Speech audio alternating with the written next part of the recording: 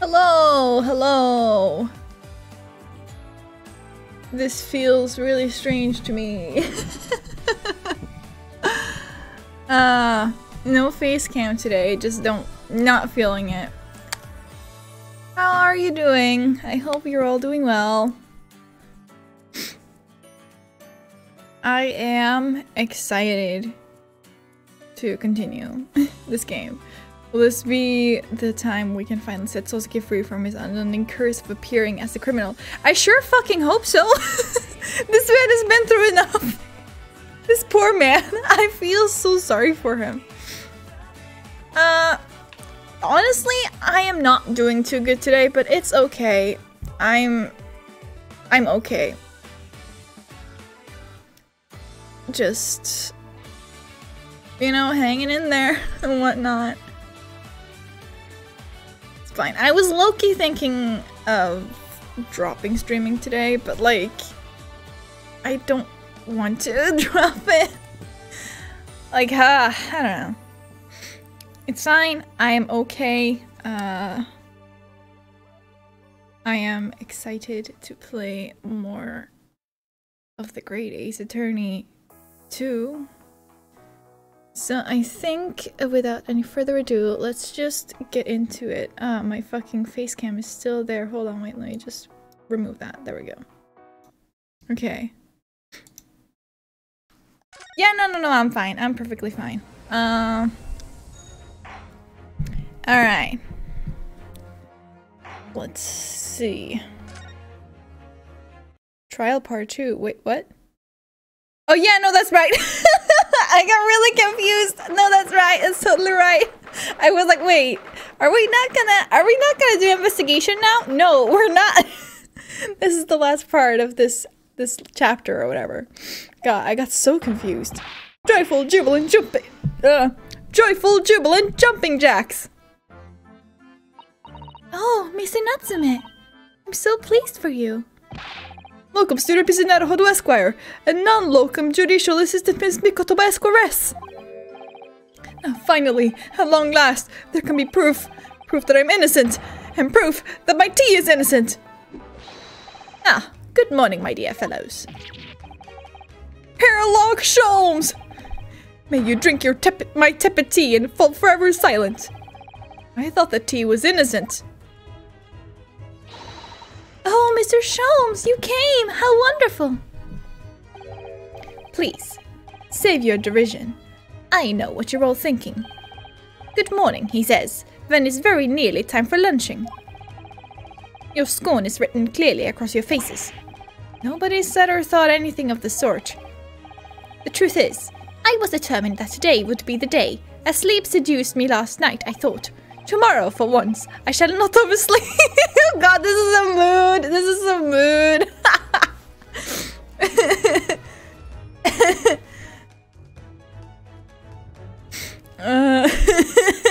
I'll rise early and be present in court to support my companions. God.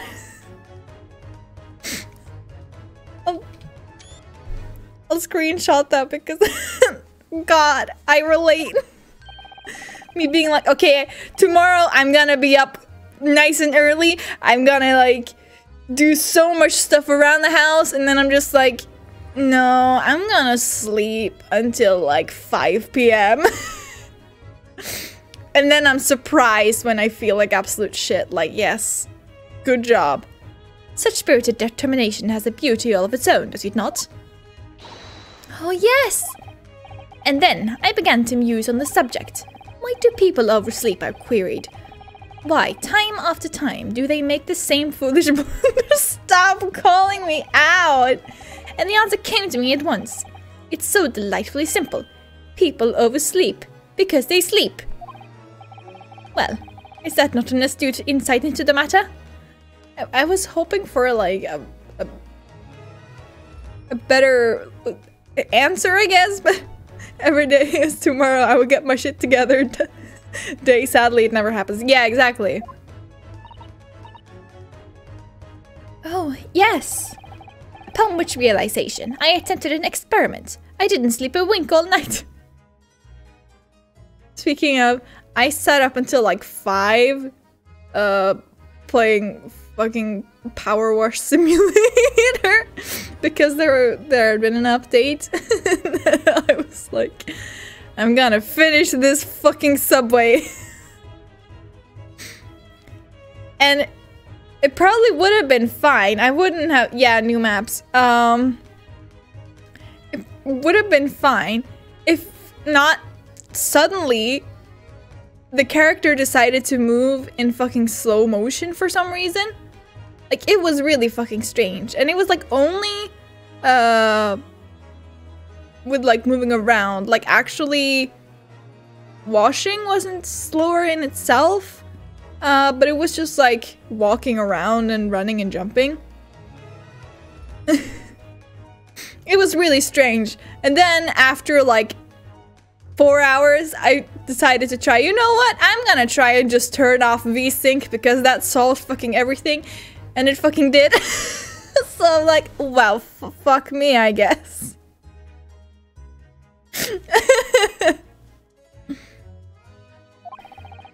And the results. By first light, I was exhausted and began to be assailed by fits of drowsiness. Shocking. And so, the conclusion of last night's experiment is this. A good night's sleep is quite simply essential. Yes, I think most of us probably knew that already.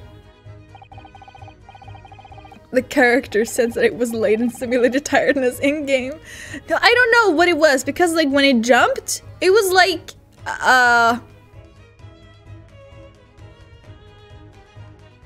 it was like there was like, zero gravity. Like, you jumped like way higher than you usually do too, so it was like really fucking strange. What other presuppose? I prove by experimentation. That, my dear fellow, is a scientific method. Ah, yes, and one more thing. Do you remember this? Yeah, the poison. Yes, of course, it's the poison that Miss Green was about to drink at the hospital yesterday. Oh, you didn't manage to... It was a laborious task, as the bottle was near empty, but such inconveniences do not hinder Sholmes.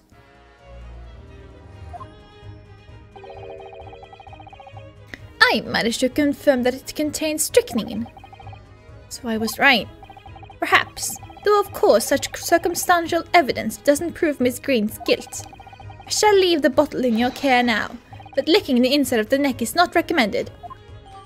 Well, fuck, there go my court plans, like... What? Could I have a word? Who this? Ah. Gregson, how good of you to come. Okay, excuse me. Wait a minute, Inspector! I, don't wish to make a nuisance of myself. From the look on your face, I'd say it's someone else who you think is making a nuisance of himself. My dear Inspector, please, speak freely. Pretend that I'm not here. Believe me, if I could do that, life would be a whole lot simpler for me. If he truly is Phoenix's ancestor, he can eat the bottle with no ill effect. True. That's so true.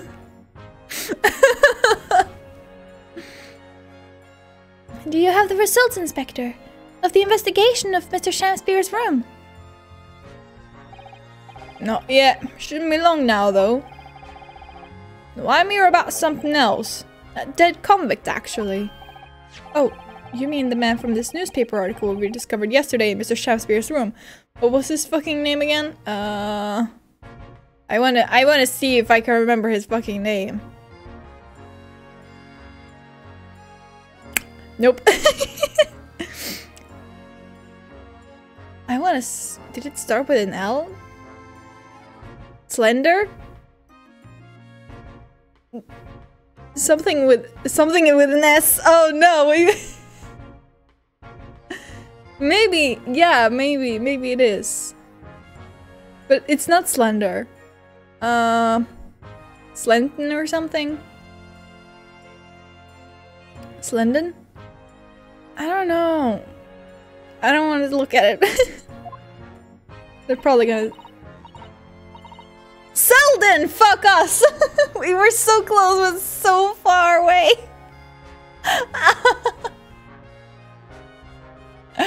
A man by the name of... yes! Selden! So close. It's so far.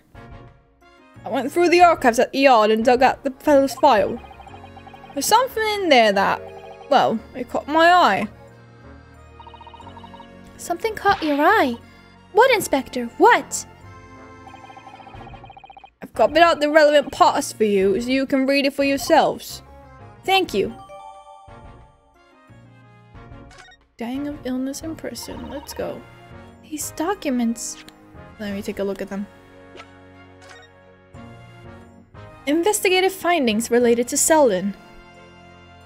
Gregson is being suspiciously nice to them. Yeah, I'm like, okay, since when? 18 counts of burglary, 6 counts of suspected murder. Died of natural causes, whilst in prison. His final moments witnessed only by his cellmate.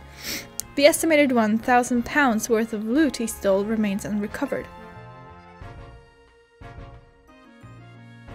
Condemned criminal dies of natural causes in prison. Manchester Strangeways Prison announced the death of convicted murderer and burglar Selden by natural causes in the early hours this morning. He had been suffering with fever since the end of October. Alerted by the shouts of his fellow cellmate, medical staff arrived to find him already dead before his capital punishment could be carried out.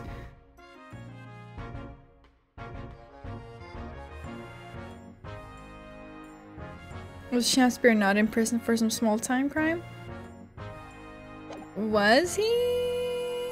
I don't think...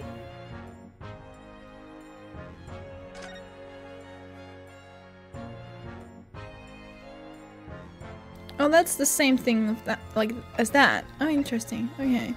I don't think so. I don't think we've ever heard that he was in prison. Right? Did we? If we did, I can't remember it. These documents include the details that were in a newspaper cutting we found in Mr. Shamspeare's room.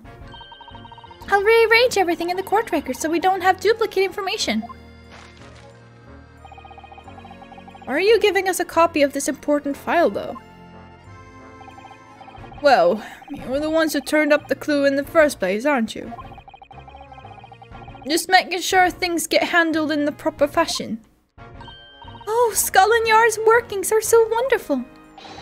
Indeed, my dear fellows. And the inspector here is a shining diamond in its crown. A shining diamond? In the rough, maybe?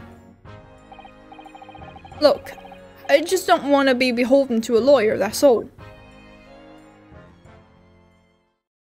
I have vague recollections of Gregson saying it at the first part of the trial, something about him being poor and having done petty crime.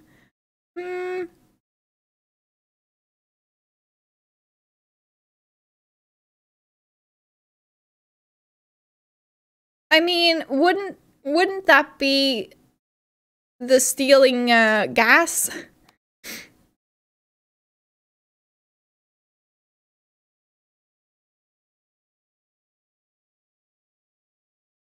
Do you mean like first part of yesterday? No, not yesterday, but like the last part. God fucking, this is the fucking third part. Oh god, the third trial part. Yes. Also for the defense, defendant, yes. Time to go inside, yes. Well, I shall leave you then. I'll be listening with interest from the public gallery. Not nodding off at all, certainly not. The first part where Gregson introduced the details, I think. I don't know.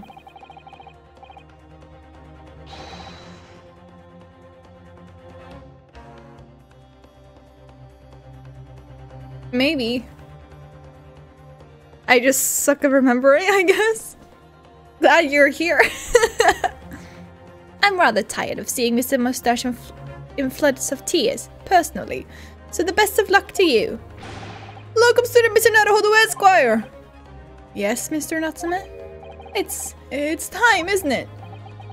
Yes, this is it. Miss Olive Green and Mr. William Shamspeare. This is going to be the final battle.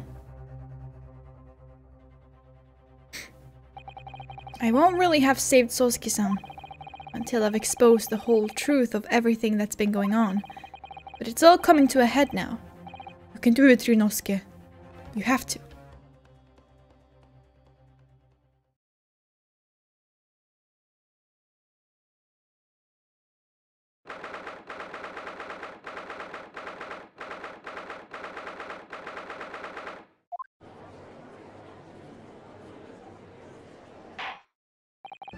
In the name of Her Majesty the Queen, I hereby declare this court to be in session again now. Before the recess, we heard a most startling accusation from the defense. Namely, that the victim of the case we heard here only a few days ago is the true perpetrator of this incident. A reckless, rash, and prejudiced charge of wrongdoing, in my opinion, my lord. However, the prosecution has tried to extend every courtesy to this amateur newcomer from dubious eastern shores. Thank you for that backhanded consideration. A rather cold assessment from the Honourable British Prosecutor, I must say. So Lord Von Zeeks, is the new witness present and ready to take the stand? Ready and waiting in the witness's antechamber, my lord. Says the man accusing the Japanese man on grounds that he is Japanese and has anxiety. True. Very well. Bailiff, bring the witnesses in.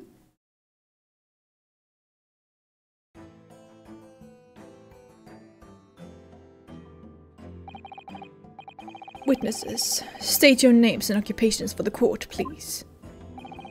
William Shamspeare, my liege. For mine occupation I can say only that I be a tragic victim to be pitied. Currently unemployed, in other words. Olive Green. I'm a fledgling artist. Well, no, not a fledgling, really. A hopeless failure who's too weak-spirited to admit she has no talent, I suppose. Also currently unemployed, in other words. They're just letting her paint in court. Love that for her. What a coterie? Mr. Shamspeare. My lord, I am thy humble servant. I'm afraid that you are no longer merely the victim in this affair. The possibility has been raised that you are in fact the assailant, intent on taking the life of your fellow lodger. The part you have played in this whole business will be thoroughly scrutinized, I assure you. I would for naught else, my lord. More like coterie? Okay. And Miss Green? Yes? You are aware of the reason you have been summoned to this courtroom today, I presume? Yes, the officer did explain. He said I poisoned this ridiculous buffoon. And, do you accept the charge, Miss Green? I don't know anything about any poisoning. And I don't know anything about this man. Come, lady, die to live. Verily, I know not thy prickly pigmented personage. Very well. Let us proceed with the matter at hand. That being, to ascertain whether or not Miss Green has any involvement in this affair. It's all very strange indeed. Why would you suspect me? I barely ever go to the East End anyway. It so happens that I passed by that neighborhood 6 days ago, that's all. And on the night that this man was poisoned, I was still in hospital, fighting for my life. Yes. Having been unfortunately caught up in the incident on the street outside the Garrideb household. An incident that rendered you unconscious for some 3 days. I was struck in the middle of my back by a knife. Through no fault of my own, and now I'm under suspicion. Suspicion. God, I can't fucking speak. What other irrelevant things might I be suspected of? It's all very disturbing. Your energies may be better spent worrying about random knife attacks, I feel, Miss Green. At this point in time, all that appears to connect you with Mr. Shamspeare's lodgings is the Briar Road incident of 6 days ago. That's why we would like you to testify formally now about exactly what happened. Oh no! The incident 6 days ago! You mean you want me to relive that awful incident? Unfortunately, yes. Please tell the court what happened that day. And of course, we will be interested to hear from you about your movements that day too, Mr. Shamspeare. But what happened 6 days ago has nothing to do with me being poisoned. Let us proceed then. The witnesses will present their formal testimony to the court on the subject of the incident that took place on Briar Road the evening of the 17th of February.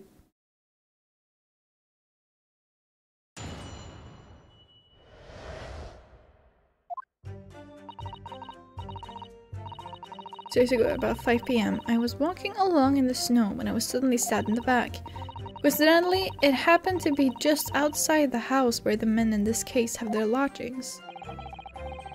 I was at the tavern on the eve of which thou speakst, for I had bespoke my supper.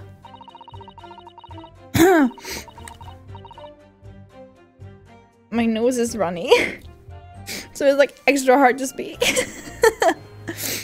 It was the first time I'd been in the area. I had little matter to attend to, that's all.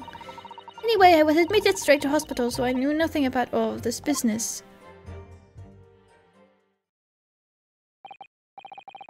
A second incident inside a week at what I believe to be aptly described as the haunted lodgings. One can only presume this is a most unfortunate coincidence. Meanwhile, you say you were not in your room, Mr. Shamspeare. 'Twas the following morn when I did awaken that I learned of the dire events. Marry, what a commotion did the officers of the law make on the floor above mine! When Soseki-san was arrested on suspicion of attempted murder. As suspected, there is nothing connecting these two witnesses but happenstance. It's true, it does seem as though they're unrelated at first glance, but I'm not so sure. There's something lurking in the shadows here. I feel certain of it. And this is my one and only chance to expose it. Counsel, you may now cross-examine these two witnesses if you wish. Yes, my lord. Okay. Let's go.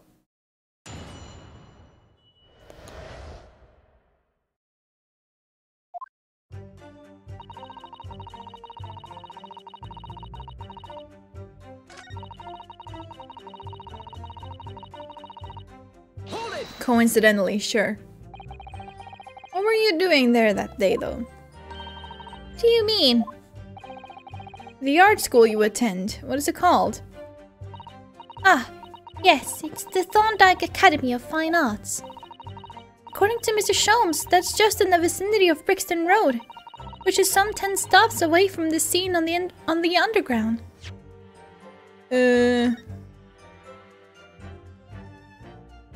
Okay, so nowhere near here. Okay. That's all I wanted to know.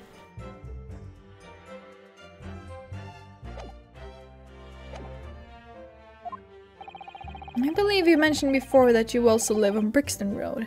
Isn't that right? So why then would you have been walking along Briar Road in the middle of the East End? Well, it's because, oh yes, of course. I thought it might make a nice picture. The witness is a student of art. City-dwelling artists can't all paint grand urban vistas. That's right. I happen to like the crumbling look of that part of town. Perhaps quaint would have been a less grating term. The point is, she's definitely hiding something. Yes, it seems she's not going to be forthcoming with the truth. She's trying to hide why she was there that evening. It must mean there's a reason for her not wanting us to know. It's the key to this. And you, Mr. Shamspeare, on the evening of the incident 6 days ago, would you tell the court what exactly you were doing? 'Twill be my pleasure, sire. Okay.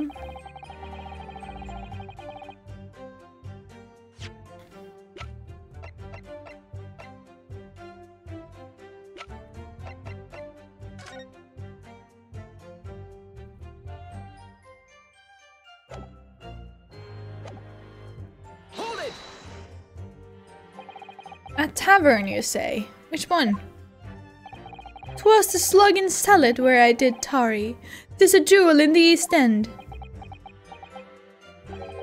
And a little unexpected, I feel.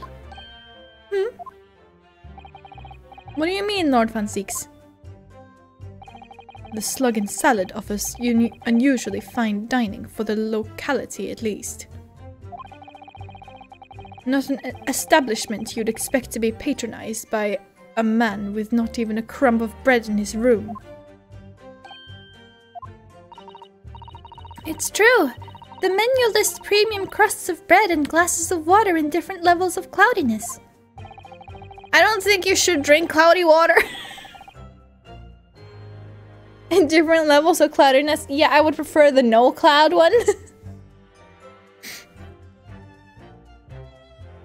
I would have expected grub scrubbery in the local vicinity to be more appropriate for your means. Watery soup and mushy peas.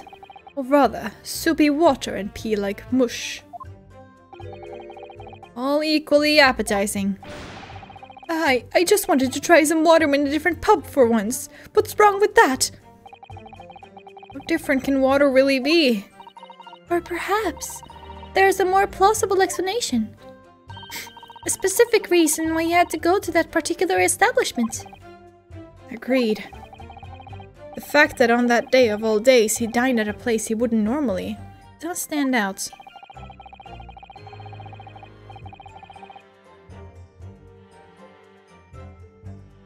How and why does Van Six know about the timers? I accidentally turned off my fucking mic.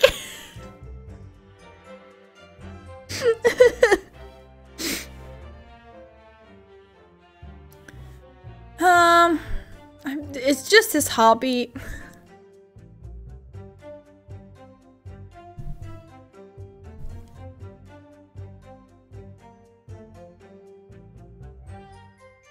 That was a slight bump, yeah. Oh god. So Mr. Shamspeare's own actions on the day of the incident 6 days ago were slightly suspicious. I wonder if we have some evidence that can explain those actions.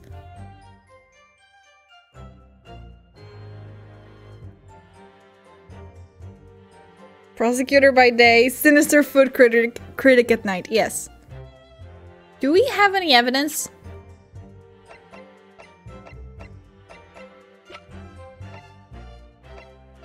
I don't think we do. Do we?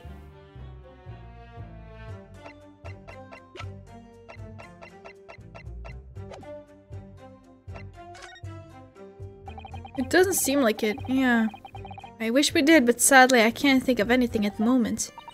If we find a clue that could explain why Mr. Shamspeare went there, we must present it to the court.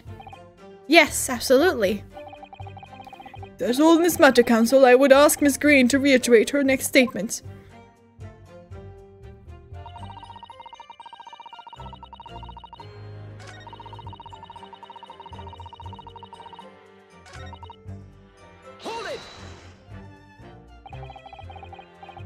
What little matter, Miss Green? Please elaborate. It was nothing, really. It's not worth mentioning. If you remember, you mentioned it to us yesterday at the hospital. It's like, ah, shit, yeah, no, you're right. I did, didn't I? Fuck. It was related to the card you were holding. Screen.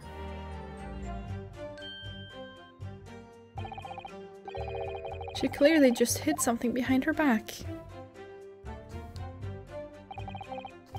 From memory, I believe the card contained a note that read, "I have information regarding the death of Duncan Ross." What does that matter? This has nothing to do with Duncan. Excuse me. Sir? Mr. Shamspeare, do you have something to share with the court? To be or not to be? That is the question. Ah, pray, forgive me.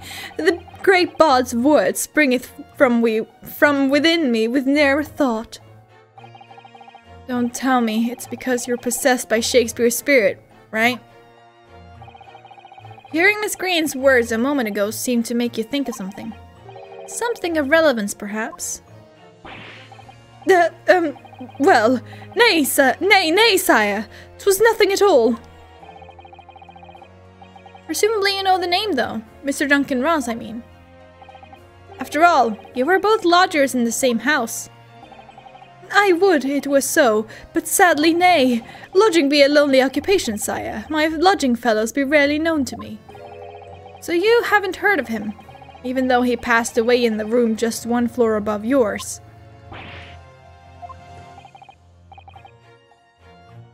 Miss Green? Me, my lord? Have I done something wrong? The card that was mentioned before, containing the note, do you have it upon your person? I do, yes. But I don't need it anymore. In fact, I should throw it away, really. Before you dispose of it, the court will take it as evidence, please.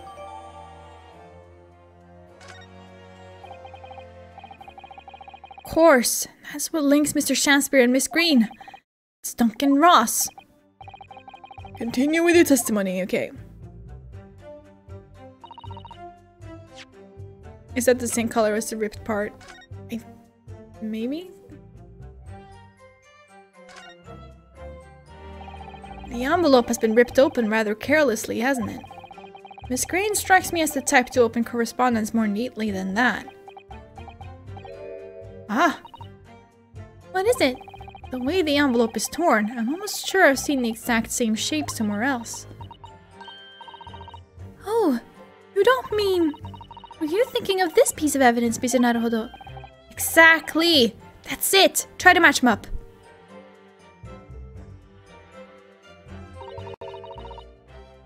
They go together perfectly. This torn off end of the envelope clearly belongs with this card.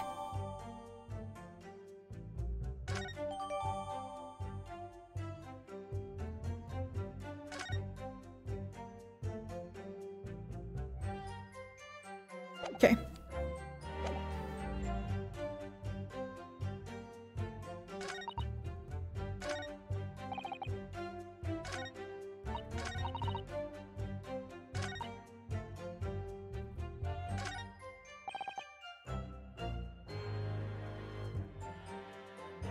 Hold it! So, if we go here again.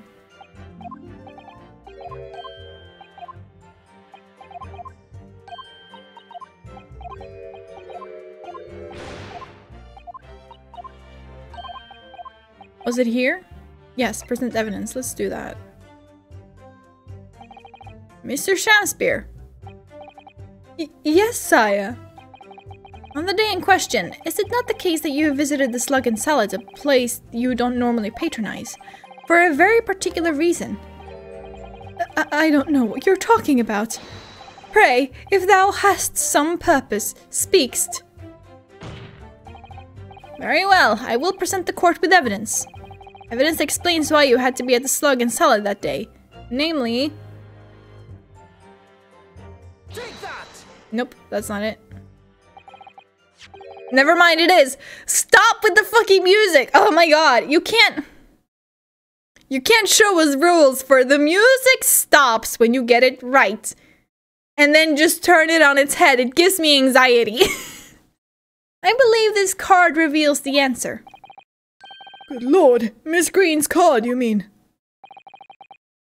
That's right, my lord. The music cuts out way too late. Right? Right? Wait till late. Yeah, that's what you meant. That's right, my lord. It reads, I have information regarding the death of Duncan Ross. Come to the Slug and Salad on Briar Road at 5 p.m. on the 17th. Don't tell anybody else about this letter or the meeting. It is a matter of utmost importance. Mr. Shamspeare, your actions on the afternoon of Miss Green's stabbing are exactly as described in this note. Personally, I find it hard to believe that's a coincidence. Don't you, Mr. Shamspeare? Well... Excuse me. Can I say something? Yes, Miss Green? That card was delivered to me. It doesn't have anything to do with this odd man, does it? Well, you'd think so, yes, but it's hard to believe it's merely... My lord, may I? May you watch, Miss Green? I'd like to make something very clear about that card.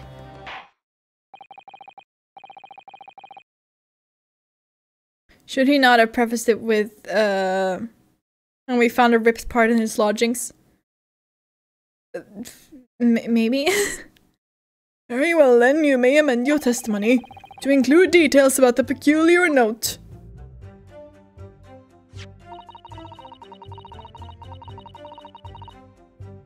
This note was delivered to me at my address. It has nothing to do with the odd man next to me here. Objection! There we go. The day before the incident, exactly 1 week ago now, this note was delivered to your address. And upon carrying out the instructions in the note, you found yourself in hospital. Yes, I did. It's terrible, everything that's happened to me. Yes, it is terrible. If it's all true, that is. What do you mean?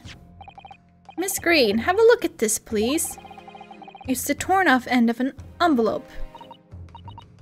Is it? And it so happens that it fits together perfectly with the envelope of the note you received.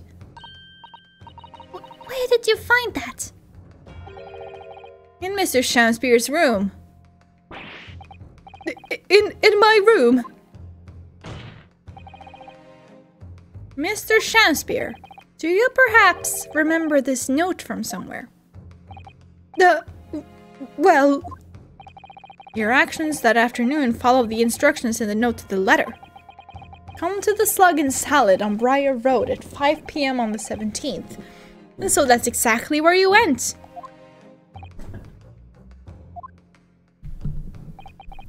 Let me ask you again, Mr. Shamspeare.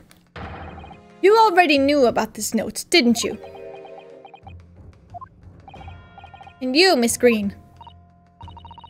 What did I do? As this torn off end of the envelope proves, the note was originally in Mr. Shamspeare's room. So how is it that it came to be in your possession? I don't have the first idea.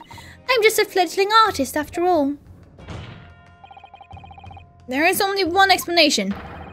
You broke into Mr. Shamspeare's room and stole it. You did what? Sorry. Thou hast what? You broke, thou were in my room. What on earth do you want with me?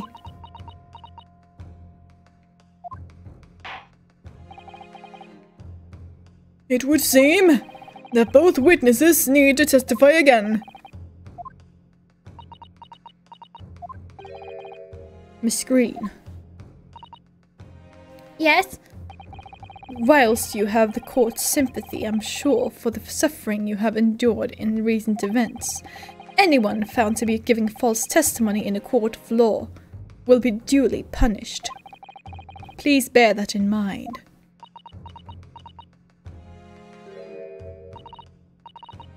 No. Very well then, witnesses.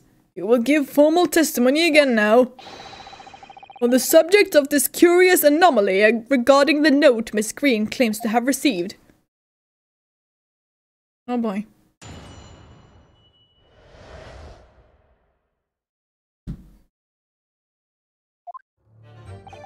I do remember now. 'Twas a week ago. Peradventure, that note was delivered unto me. On the day writ therein, I did tarry a long hour at the Slug and Salad, yet nobody came. Thereafter, on the evening, I shared the company of the Japanese fellow, I did see the note had vanished. I don't know what you mean. You think I snuck into this man's room, do you? Why would I? I can point at the villain here and ask for that torn-off piece of envelope. I don't know anything about it. Well, peradventure is just old, perhaps? Wow.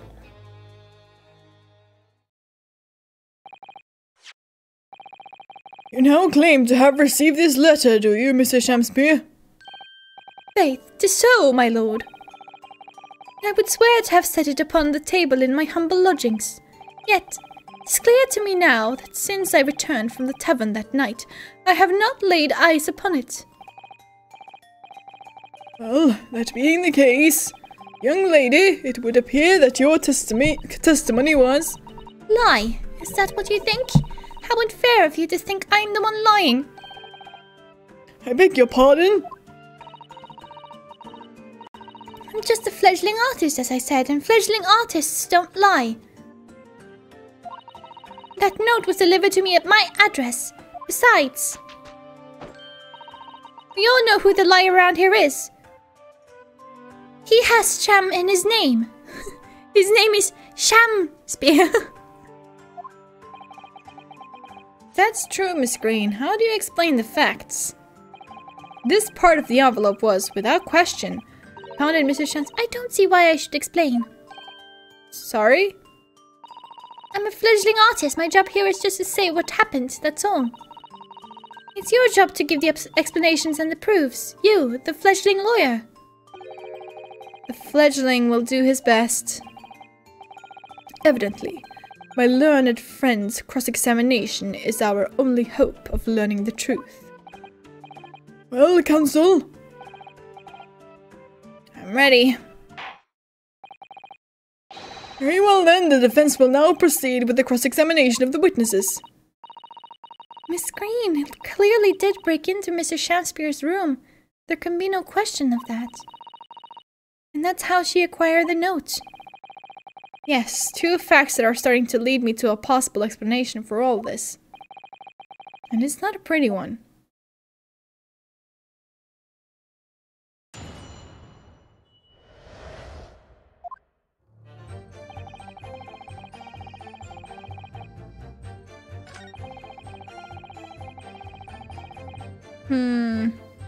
God, why is my nose so itchy? No, don't say that. Now mine is itchy too.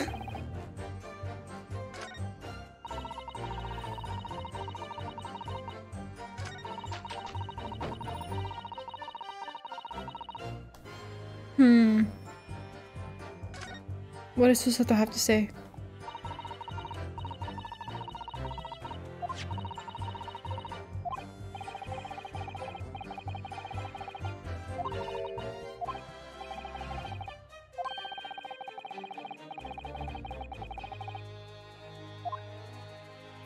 Interesting.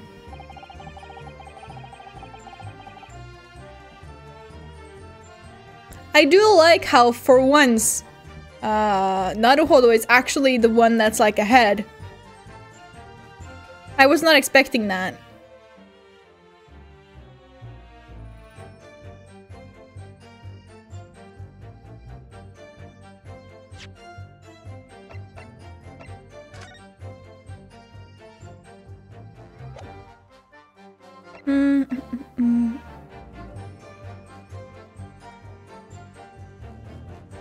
Usually it's the companion who has everything solved. Yes.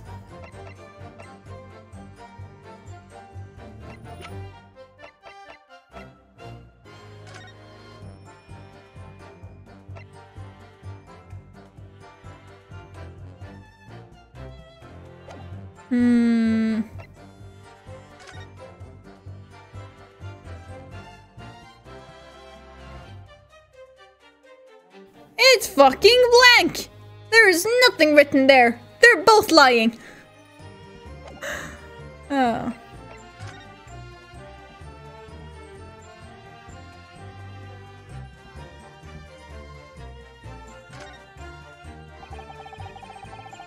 So this is the poison we've been hearing so much about. Strychnine. There are a few remnants on the bottom of the bottle here, look. You mustn't be tempted to try it. Of course not. As long as we don't lose this trial. Hello? No, even if we lose the trial. No, we mustn't lose the trial in the first place, Mr. Naruhodo. Make your mind up, Susato-san.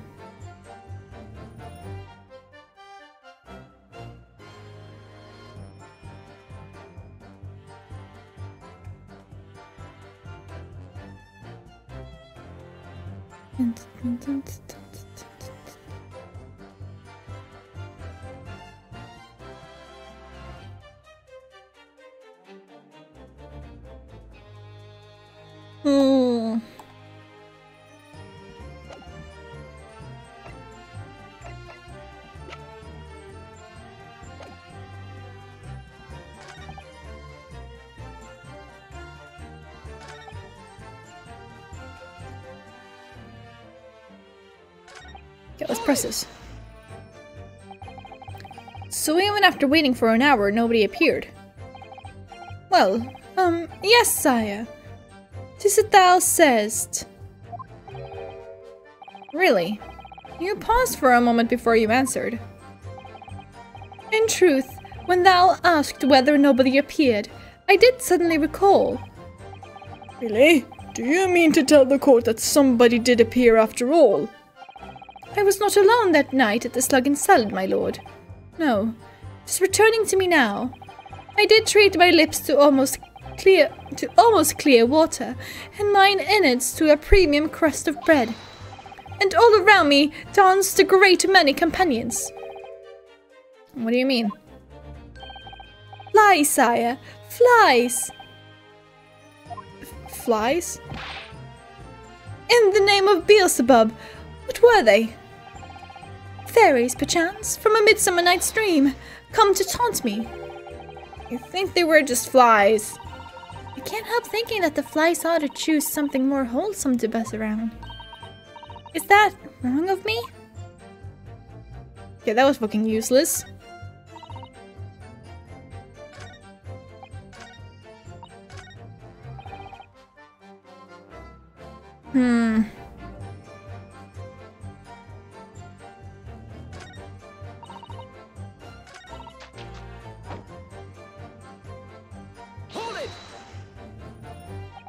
So you don't want to tell the court about the truth about the letter, is that it? I'm a fledgling artist, remember? Artists are nearly always introverted characters. Introverted? Fie, this fledgling doth readily cast aspersions about my nature. Yet I am an angel, a seraph. Birds do harmonize with my song. The wind doth frolic on my wing. Oh pity, wherefore dost thou accuse one so pure of heart, ample woman? Pure of heart? I don't think so. Even a fledgling like me can see you're just a failure. Tragedy! Thou shalt not know the true heart of an artist until thine instruction hereafter by death. Oh, the days, oh, the years! Alas, to enlighten thee, thou must wait so long and in vain. Mr. Naruhodo, interject with some clever remark. This is your chance to shine. I am no Shakespearean actor, Mrs. Hoto. No, as far as I can tell, the only thing that's going to resolve this argument is evidence. Yes.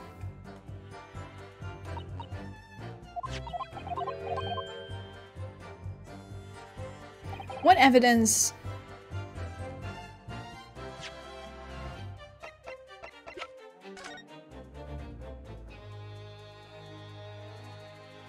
Why would you want to break into his room, though?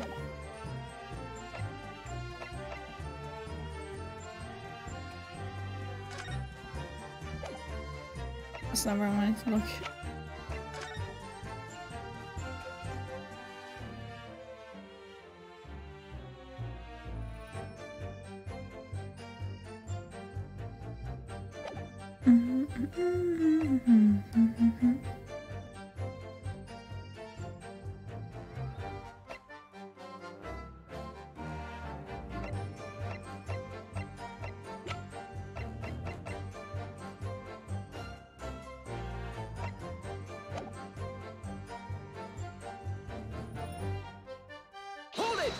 Okay, I'll just press everything. And can you shed any light on the contents of the note at all? Nay, sire. This is strange to me as a foreign tongue. Even with a knowledge of literature as great as mine own, verily, it is impenetrable. She did have the strychnine on her, that's true. But Mr. Duncan Ross had lodgings in the same household as you. In effect, he was your neighbor, so surely you knew him, didn't you? Alack, if the choice is betwixt I knew him and I knew him not, then 'tis with foreboding that I be forced to declare we were by some small measure acquainted. Despite your claims, though, you followed the note's instructions and went to the Slug and Salad. Presumably that was nothing to do with your knowledge of literature. Marry, naught will have the better of me, sire, save for the lure of curiosity. So 'tis true, I was compelled by mine own eager heart to betake myself to the tavern, yet in the end, my curiosity was not satiated.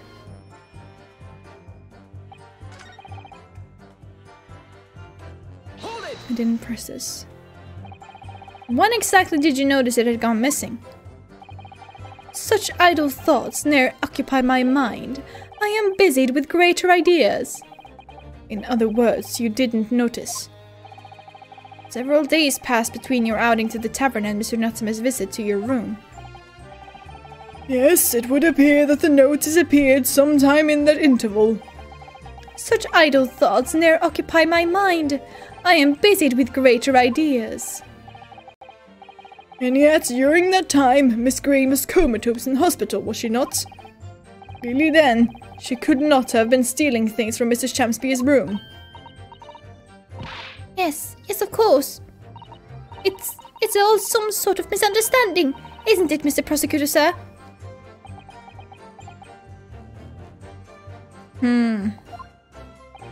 You have so far failed to give a satisfactory explanation as to how you came by the note. I am not here to advocate for your defense, madam. I won't tolerate inconsistencies in your story. You would do well to remember that. Oh, dearie me. What's Lord Van Ziek's getting at?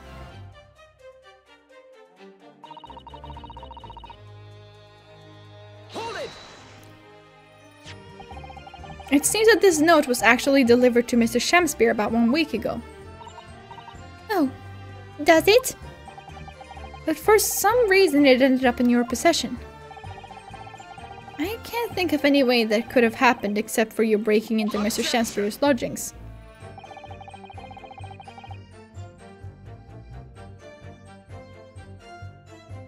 When even Van Zieks is not happy with you, you know you are sus. True. But for what reason would the witness have done that? I won't deny that Miss Green's possession of the note would appear to defy logic. However, until and unless her involvement in this case can be proven in some other way, any further pursuit of this note is meaningless. Miss Green could only have come to be in the possession of the note by stealing it from Mr. Shamspeare's room. And yet, there's no obvious reason why she would have done such a thing. What if there was some other reason she broke into his lodgings, though? Yes, we should pursue that idea, Mr. Naruhodo. We're close now. I can feel it. We're so close to a breakthrough. I think they want me to like push the thing that she had, the strychnine.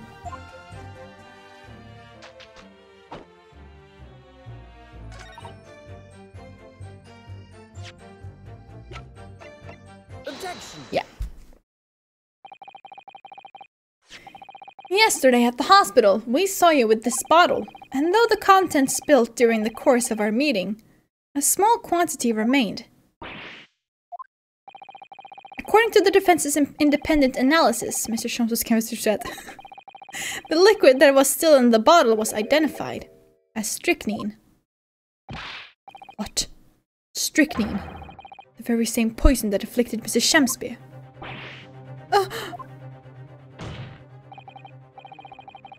Miss Green, you broke into this man's lodgings.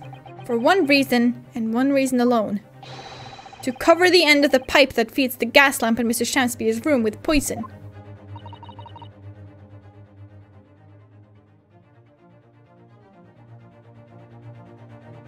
How would she know that, though?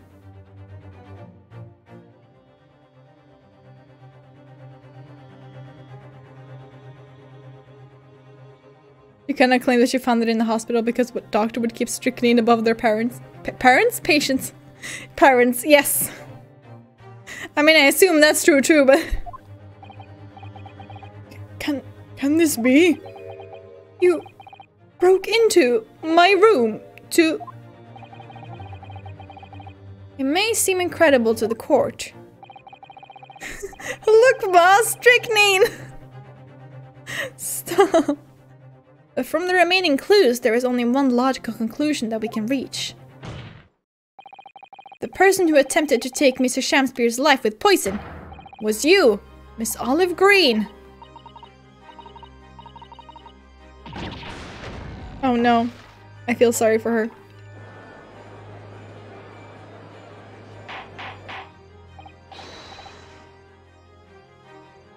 She doesn't seem to have the balls, to be honest. Counsel, are you seriously suggesting this woman put poison on the end of the gas pipe with intent to kill? The canvas was blank. Listen, it's a form of art, okay? You know, like you need to have like some kind of skill if you can just like mix all the colors and get white. Like pigments.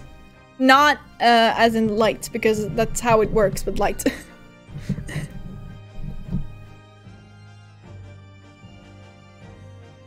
That would be impressive, yeah.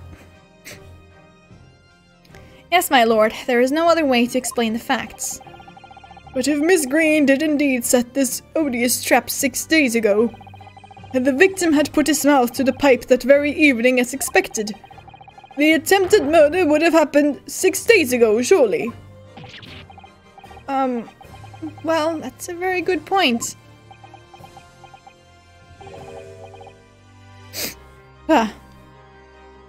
Perhaps not, my lord. I beg your pardon?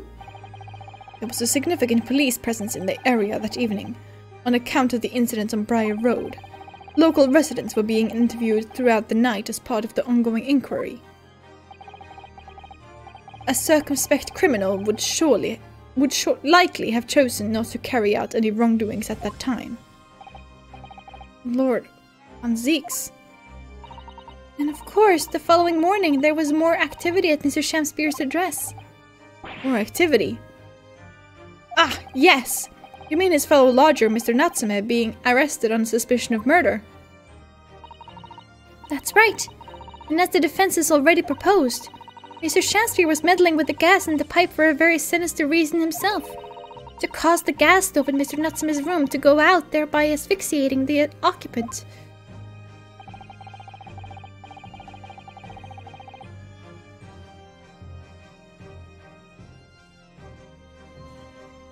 But the gas,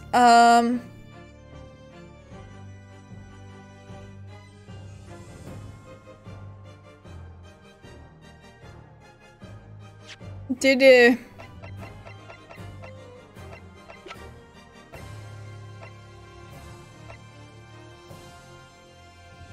it say that, what's his name again? This guy. Did it say that he died from, I mean, I assume it did. I'm just overthinking it. But once Mr. Natsume had been arrested, his room was under constant surveillance by the police. In the circumstances, Mr. Shamspeare had no reason to blow air into the gas pipe. His intended victim being in a prison cell. With the need to tamper with the gas removed, the poison on the pipe lay dormant.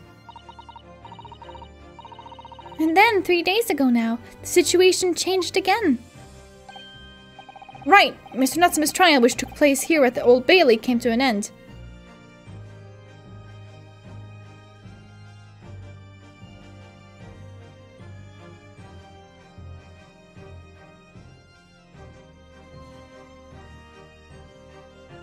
Yeah, but...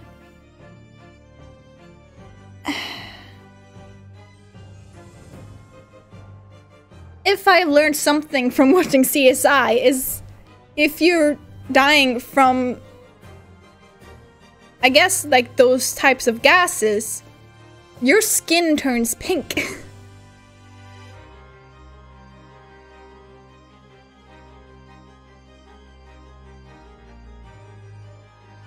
I don't know, like I said, maybe I'm just overthinking it.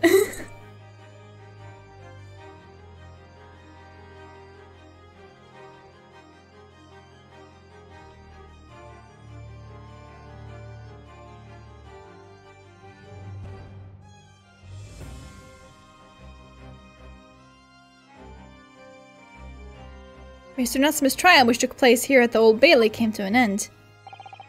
A trial in which the man stood accused of stabbing Miss Green in the back, but was duly acquitted. That resulted in Mr. Natsuma returning to his lodgings for the first time in 2 days.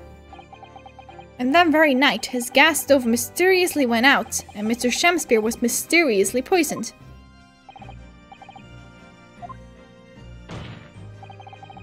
In conclusion, the poison that was present on the mouth and the gas pipe had been put there in the victim's room some 4 days earlier.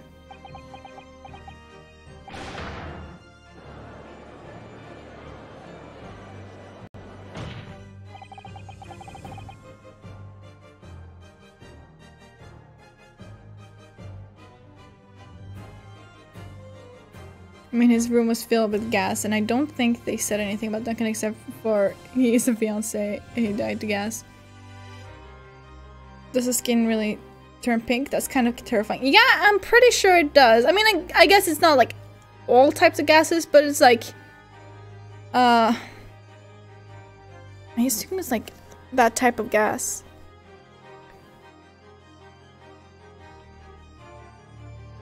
Google it maybe? I don't know.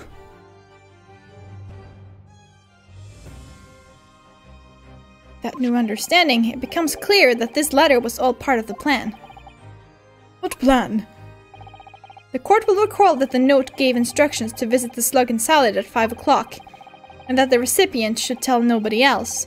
The reason for those instructions are now clear. To ensure that the lodger would not be at home at the stated time. Ooh, okay. To make sure I wasn't home? Exactly. While you were out, Miss Green could safely slip into your room, knowing that she wouldn't be disturbed. You mean to say that letter Was written by Miss Green, yes. And in order to cover her tracks, she took it away with her when she left. Just after she smeared poison over the mouth of the gas pipe in your room. How did she reach it though? Like, she's short. How did she reach it?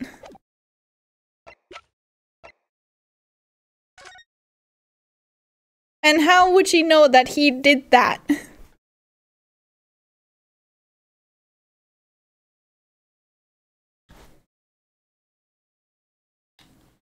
You know? That's kind of what I'm struggling with getting my head around. No.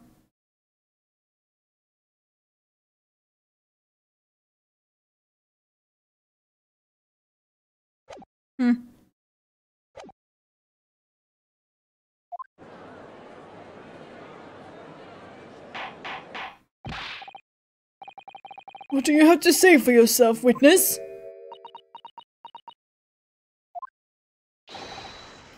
Just who are you? Why did you try to kill me? Carbon monoxide just turned one pink, but the gas used here is probably the natural gas, like methane, since it's used as fuel and not as a rest product of burning diesel. Oh, okay, I see. I see, yeah. Carbon monoxide, that's it.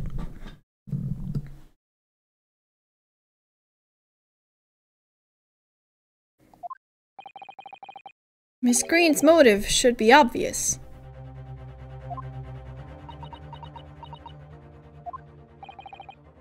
It's all tied up with someone whose name we've heard several times already during the course of this trial. So, that's what's behind all this. You will share your apparent understanding with the court, please, counsel. Which person is behind this woman's motive for the attack on the victim's life? Take that! Duncan Ross? That's right. Before the defendant, Mr. Natsume, took up residence in the lodgings at Mr. Garadeb's, somebody else was renting the room. It was Lord Strongheart. Was he even there? No.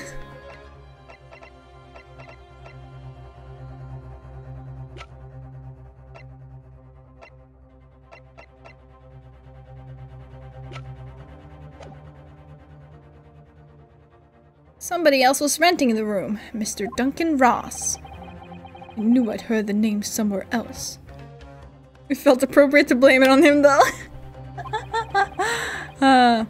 It was all over the papers a month ago when the man died in strange circumstances at the haunted lodgings. It does ring a vague... Of course! Yes, I remember now! The young man they claimed was strangled by the convict's curse or some such.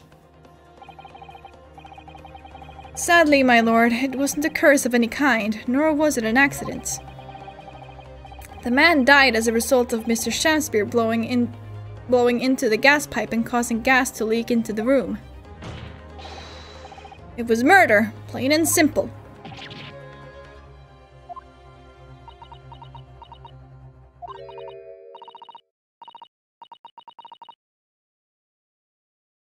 Do you know, the world is so unfair. Curses, curious deaths. It's all people care about. If it's an interesting story they want to know, it doesn't cross their minds that real people are involved. And once they're bored, just 1 month later, once the story's lost its appeal, everyone's forgotten him. You mean Duncan was... Mr. Ross was Miss Green's fiancé. Fiancé? You may not have known until now who Miss Green really is, Mr. Shamspeare.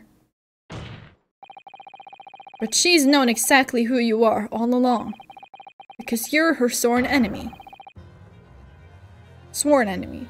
The murderer who took the life of the man she was to marry. Marry! Miss Green, is it not the case that in order to exact revenge on Mr. Shamspeare, you smeared poison over the end of the gas pipe?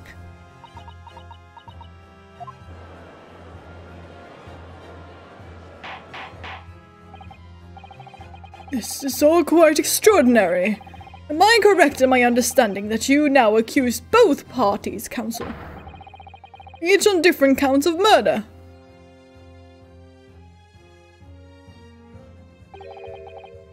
Yes, my lord, that's correct. Objection. Inhaling so deeply, it appears that my fledgling learned friend has taken in a lungful of dubious gas that's causing his judgment to be clouded. What? Why would Mr. Shamspeare have wanted to kill these lodgers, as you say? I accuse anyone as long as it's not Natsume.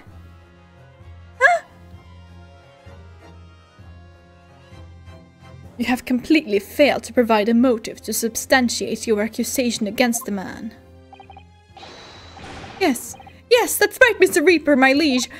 I have been slighted. 'Tis lies, all lies. I deny every utterance. You'll have to forgive me, Mr. Naruhodo, sir. But I don't intend to admit to anything either. Screen. Sure, you'll think I'm being very rude, but I'm not going to be sent to those gallows for the likes of this scoundrel. But you broke into the man's room. If you didn't do it to smear poison on the pipe, what was your reason?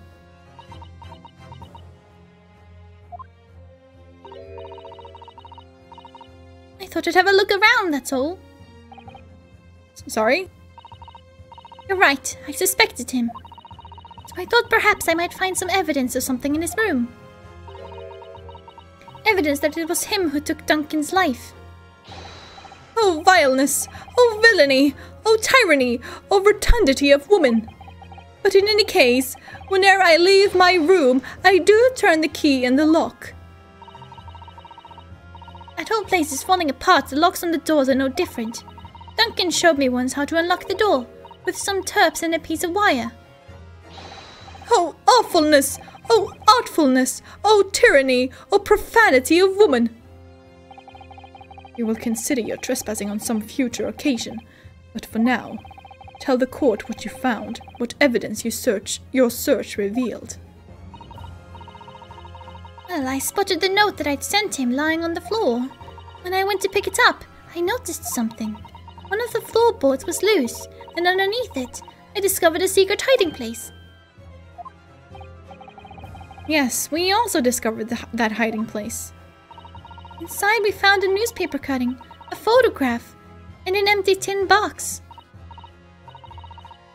Ah, yes, well, the thing is, when I found it, the box wasn't empty. So you took the contents of the box. There was something in it? Yes. This rather nice key.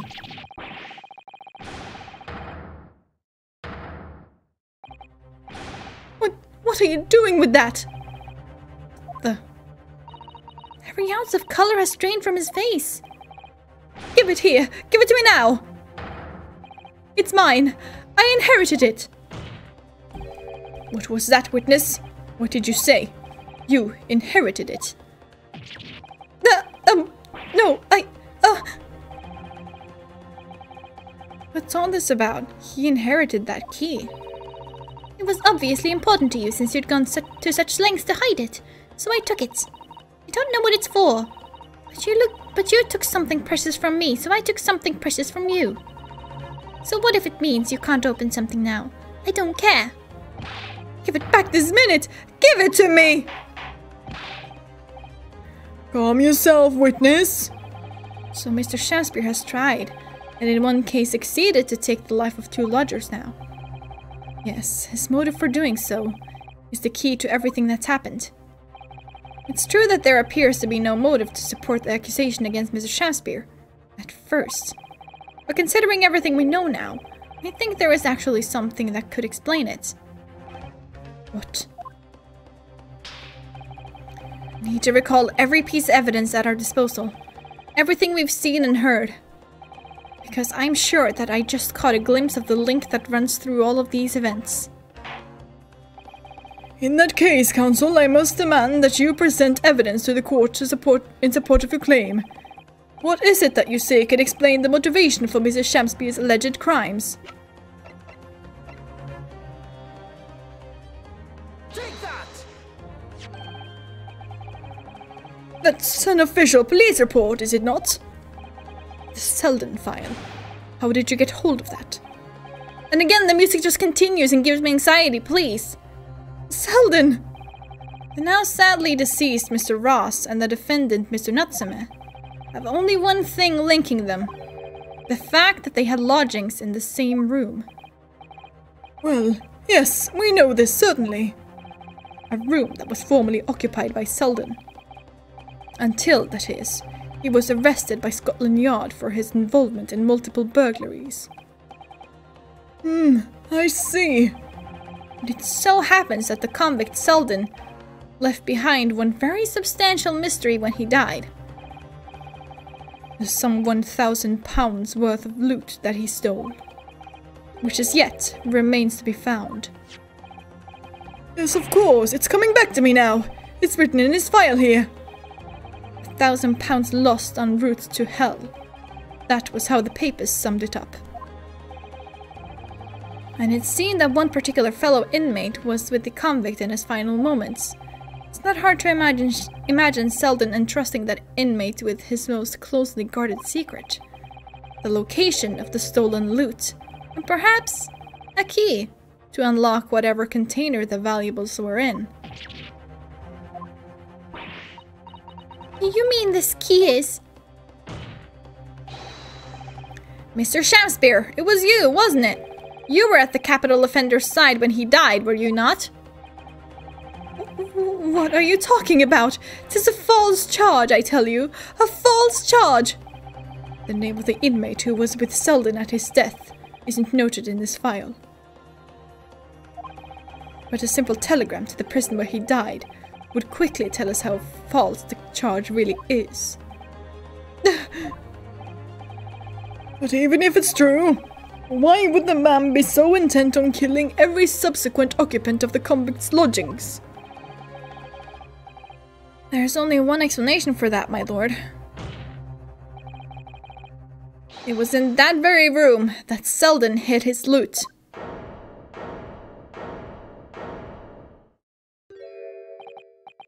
So, it all comes out. Yes, and having established that, all of Mr. Shamspeare's subsequent actions start to make perfect sense. When he was let out of prison following Selden's death, he made immediately for Mr. Garrideb's lodgings in the hope of renting Selden's old room. However, the retired army man was unable to offer him the accommodation of his choice. Because Selden's old room had already been let to somebody else, Mr. Duncan Ross. Which is why Mr. Shamspeare subsequently devised his gas-based plot to kill the occupant of the room. And when he was successful, he presumably intended to inquire about switching into the newly vacant room. However, a certain jittery someone had beaten him to it. Mr. Soseki Natsumi, the defendant of this case, no less. So you decided to use the ploy with the gas again, didn't you, Mr. Shamspeare? This time to oust Mr. Natsume. All for one simple and avaricious reason. To get your hands on the 1,000 pounds of loot left behind by the dead convicts. But what I don't understand is that when he moved in, why didn't he go to Garrideb and be like, hey, can you let me know when that room is available?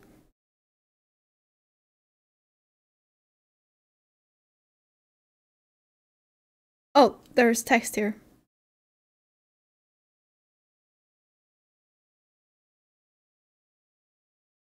Sitting in the room where I was lodging when they got me.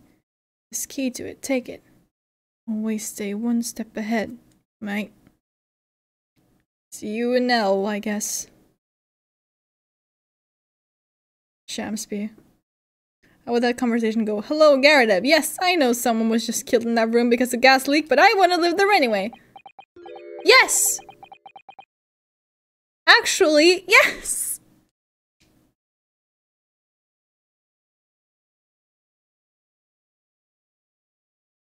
Why not?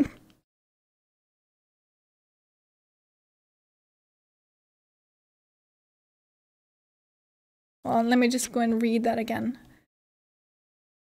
Oh, looks like I'm gonna snuff it before they get to scratch me neck.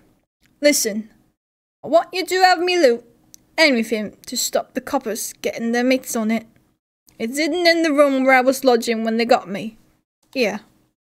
This is the key to it. Take it. Always stay one step ahead, mate. See you in L, I guess. Shamspeare. It's mine. What did you just say? It's mine. That loot is mine.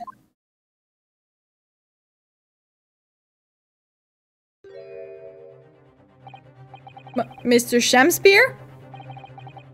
It's all lies. I don't accept any of it. Why should I?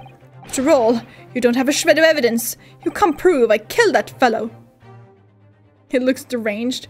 Yeah, for real. forsooth, I am the victim here, remember? Isn't that right, ladies and gentlemen? If I don't admit to it, there's nothing you can do. You can't arrest me. For the time being, anyway. Verily, you can't arrest the victim, can you? Isn't that right, ladies and gentlemen? I'm so close. I just need a few more hours. I swore to myself that I'd get my hands on it. And I can almost taste it now. Do you really think I just give up? There's no question in my mind now. This man is guilty through and through. But he seems so utterly intoxicated by the idea of that loot. I'm afraid that however hard you press him, he'll never admit to what he's done, Mr. Naruhodo. There is a way. Pardon? There's one way I can finish him. No! He's already committed the most heinous crimes to get his hands on that loot. Which means all we need to do is find it first. Fine plan. Were it not for the fact that the police thoroughly searched the room following the death of Mr. Ross. If it's there at all, it must be very well hidden indeed. Without conclusive evidence, I certainly cannot rule. If only there was some way we could find the convict's loot quickly. This is the final piece in this complex puzzle. I think we might have it in our possession already. Or rather, I think we may well have something that can help us find where that loot is hidden. My lord! Yes, counsel? Maybe Shams's skin prints. Ooh. The defense would like to make a proposal about how to find the late convict's hidden loot. I believe we are already in possession of something that would give us a clue as to its whereabouts.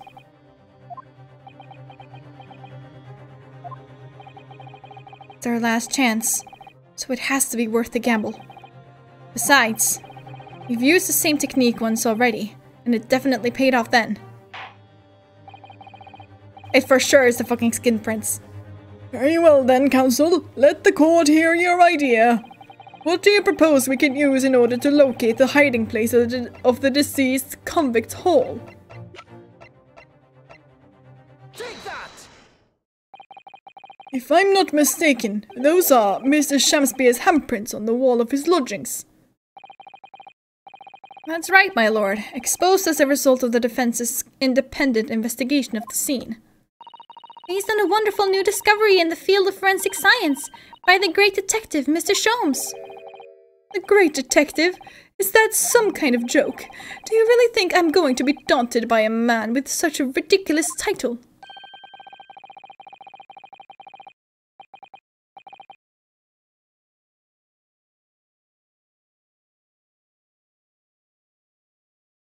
They did it.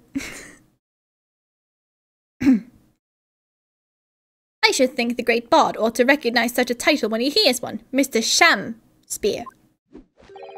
Perhaps we should compete for the honor of most ridiculous title. This Herlock Sholmes himself!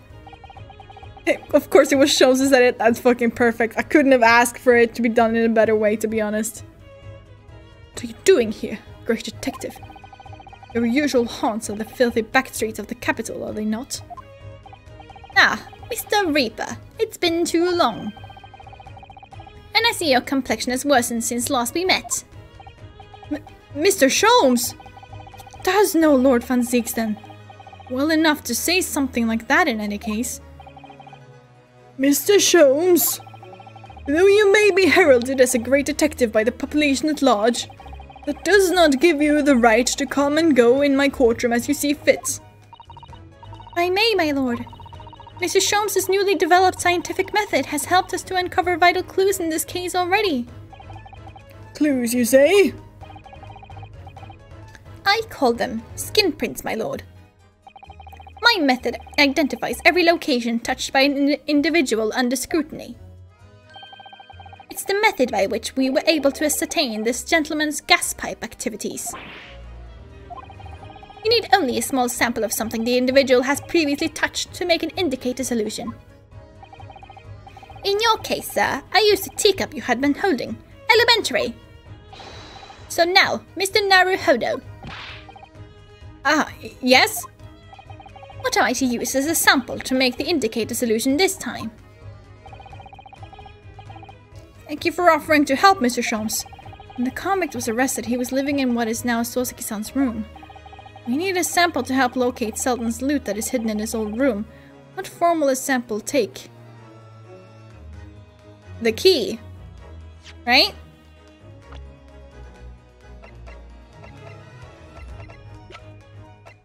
Because that's the only thing we know.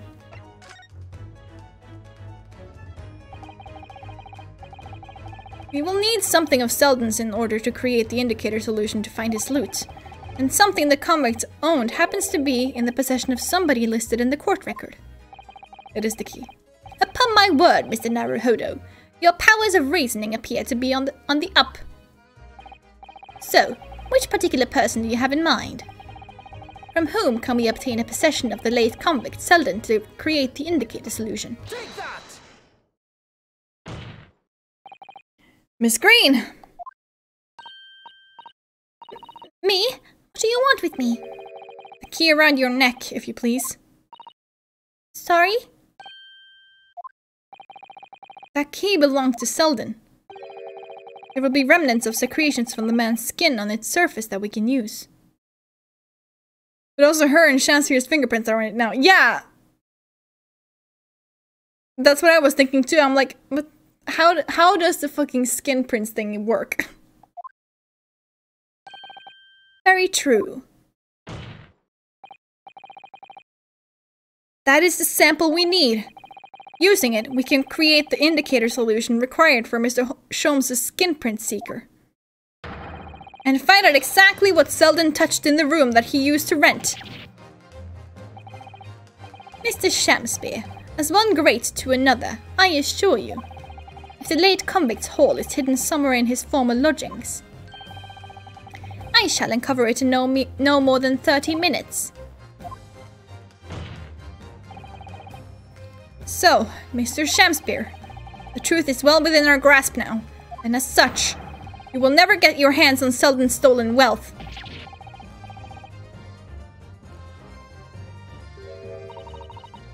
In that case, I'll gladly let Mr. Sholmes have this key. No! Give the key to me! The detective shan't have it! It's over, Mr. Shamspeare. No. No! You're out of options now. There's only one thing left for you to do. Admit your guilt! Whoa! Oh, shameful spear! Despair! Be thy name!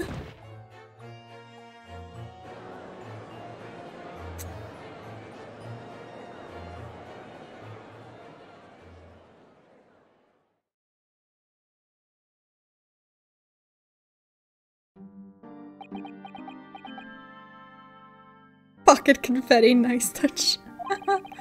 I never intended to kill the man. I just wanted to drive him out of the room. That's all. So you'd have time to find the convict haul of stolen goods. Yet after you'd killed the young man, you still didn't move into the room. I asked the landlord, of course. I pleaded with him, but he refused. Why? I was 3 months behind with the rent, for one thing.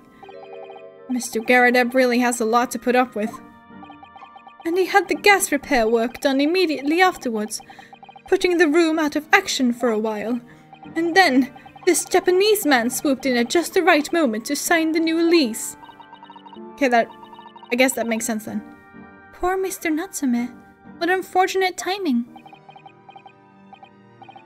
Then, 5 days ago, after the incident on Briar Road when the Japanese fellow got himself arrested, I thought I'd finally have my chance, but it wasn't to be.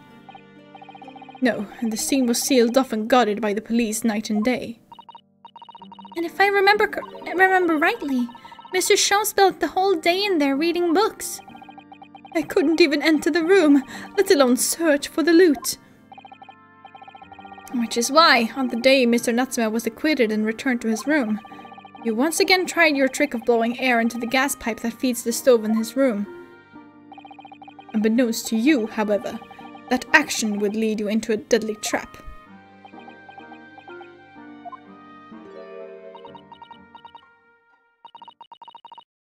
William Shamspeare. How does it go? To be or not to be? That is the question. From Shakespeare's Hamlet, Act 3, Scene 1. Let me tell you, in your case, it's not to be, that is the answer. You deserve to die for what you've done.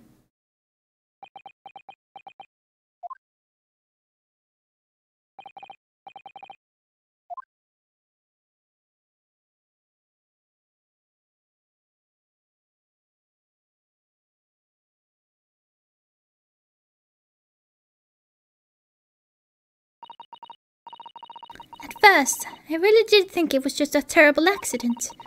I'll never forget our conversation the night before Duncan died. The gas supply in my new lodgings are a complete disaster, you know, Olive. The gas supply?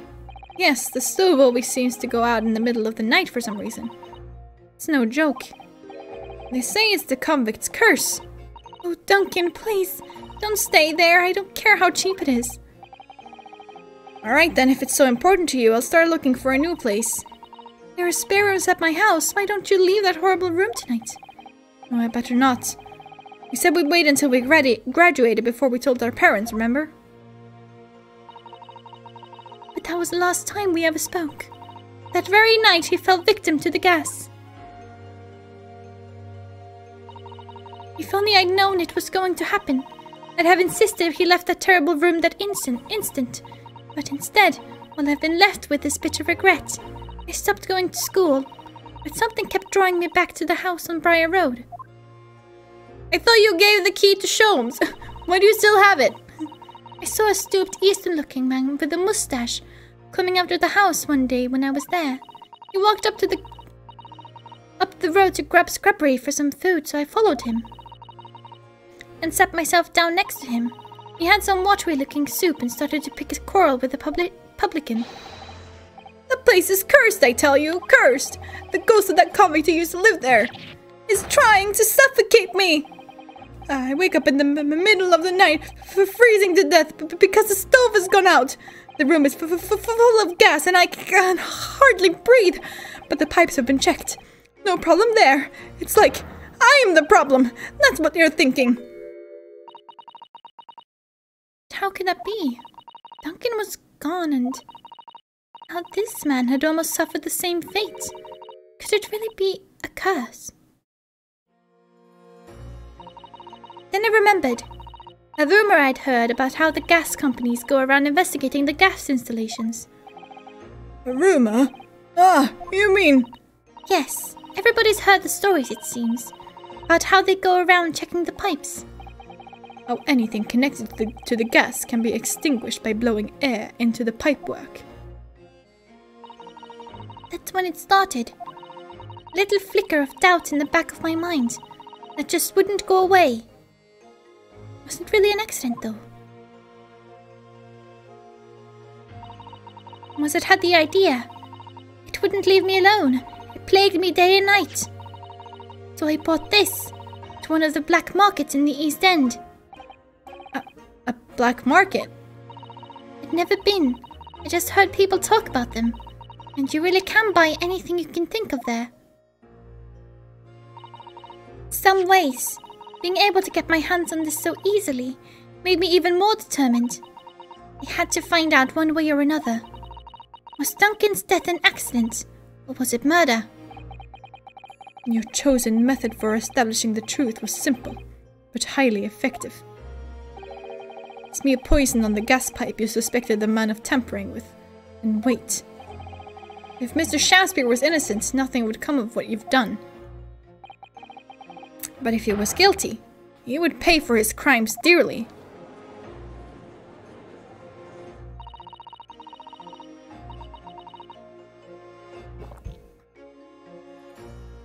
I found out the name of the man I suspected. William Shamspeare. And then I wrote him this little note. I have information regarding the death of Duncan Ross. Come to the Slug and Salad on Briar Road at 5 p.m. on the 17th. Don't tell anybody else about this letter or the meeting. It is a matter of utmost importance.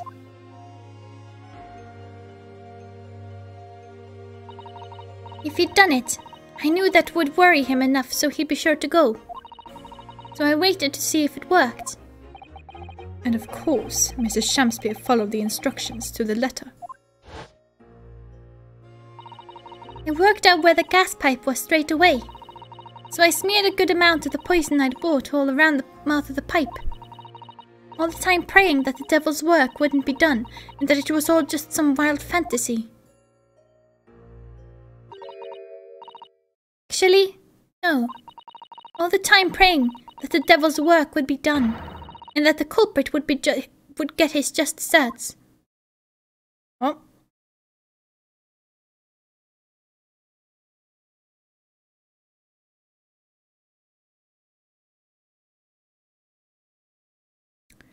So, why did Sholmes want us to keep this case quiet?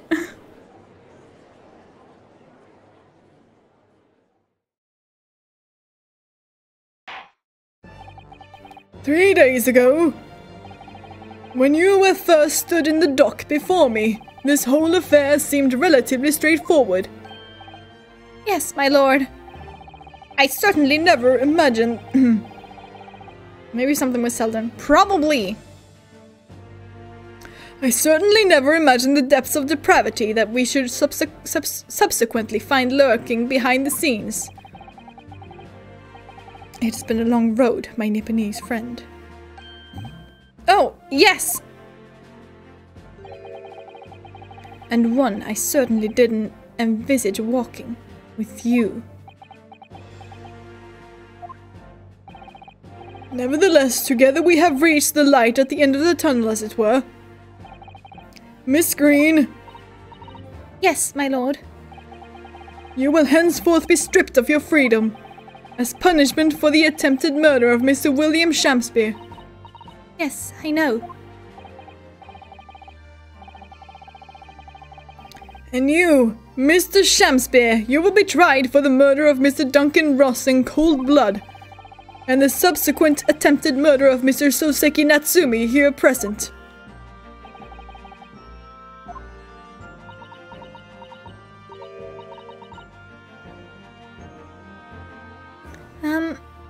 Mr. Naruhodo? Yes. Yesterday at the hospital, when you and your friends stopped me from ending your life by drinking what was left in the poison bottle. I wasn't myself. I can't even really remember what was going through my mind. To be or not to be, I suppose. It's a question that's so hard to answer, it seems. Well, personally, I'm glad of your being here, Miss Green. And I'd like to believe that it's a blessing Mr. Shamspeare didn't die when he ingested the poison. For your sake, at the very least.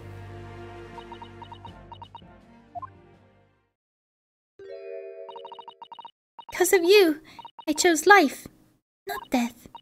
And now you've made the truth come out at last. Really, I can't thank you enough.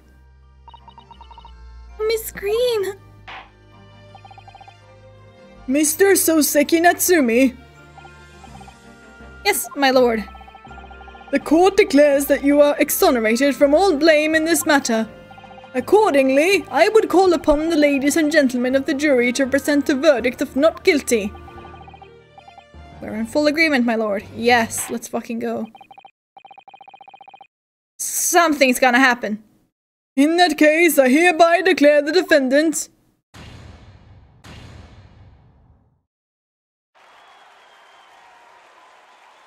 What? That can't be good. I mean, the fireworks inside. That can't be good.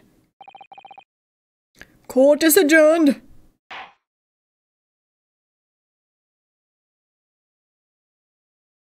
What?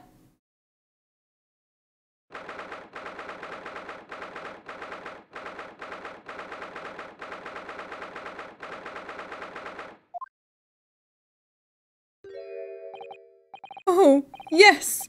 Yes! At last! Divine justice duly done! Divine justice. My dear fellow. Shout out to the people behind the jury's chairs whose sole purpose is switching the back fabric to white and black depending on the jury leaning. Right?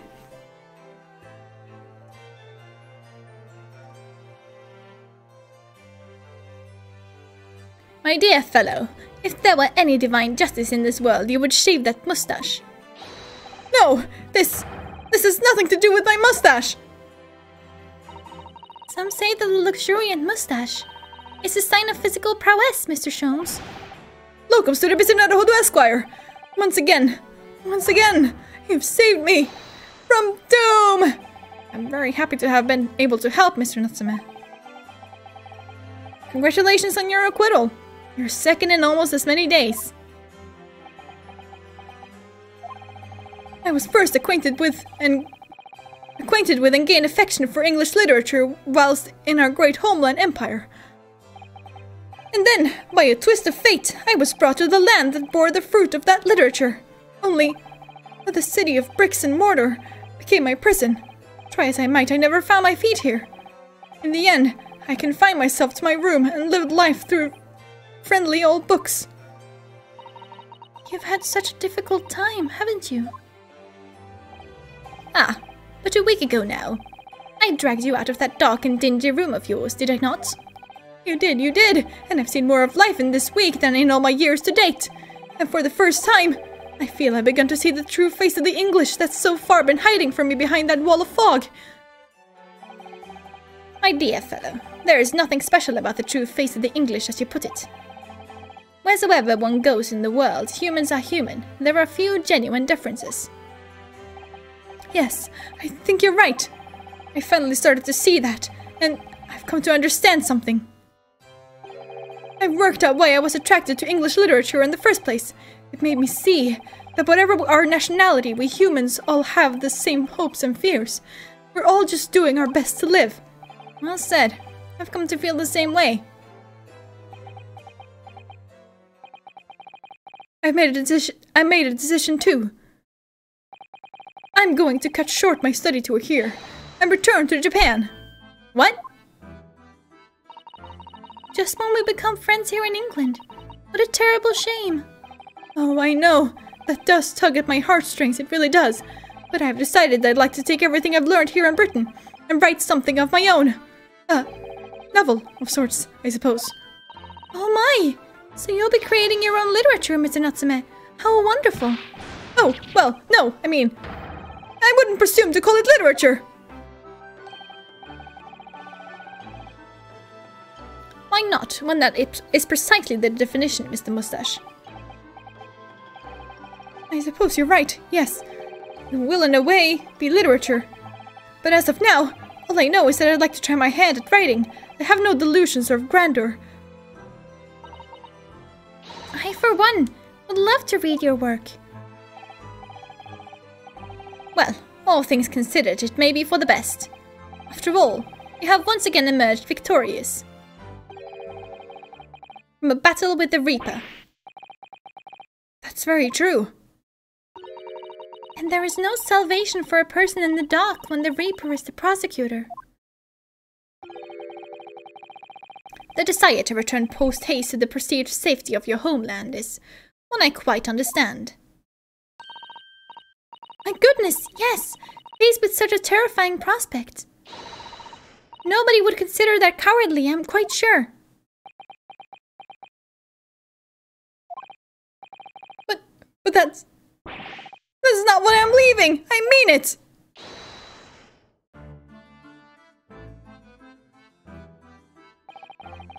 And that was the case that we found ourselves embroiled in 6 months ago now.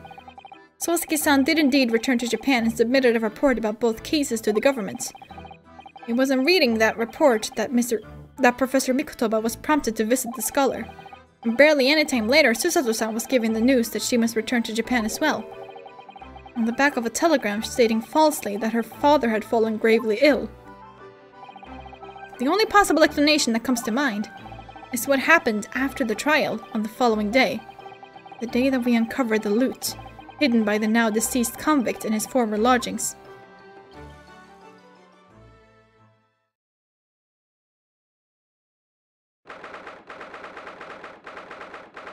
I was about to say, are we not going to see that this episode, or do we have to wait for the next one? Thank God. Oh, well done, Mr. Sholmes. How simply marvelous of you to uncover the secret hiding place in just one day.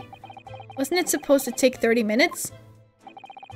As I believe I told you, my dear fellows, skin prints are extremely useful in such situations. Wouldn't you agree, Gregson?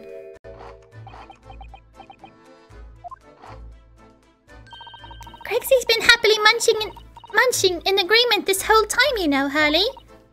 Happily? I think perhaps humorlessly might be closer to the truth.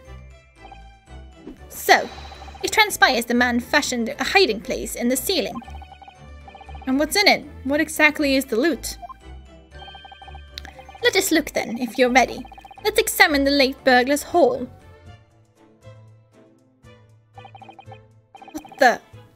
What is that?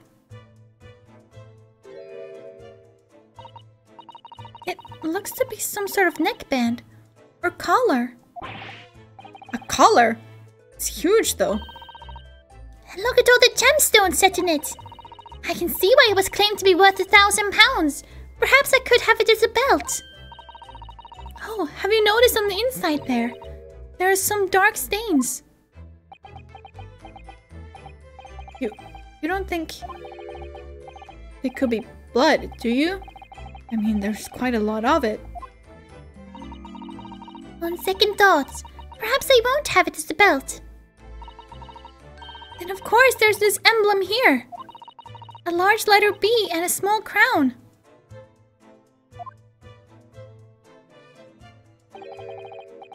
What does it signify, do you think? Oh, I hadn't noticed that. I feel as though I've seen that emblem somewhere before, you know. Where could it have been?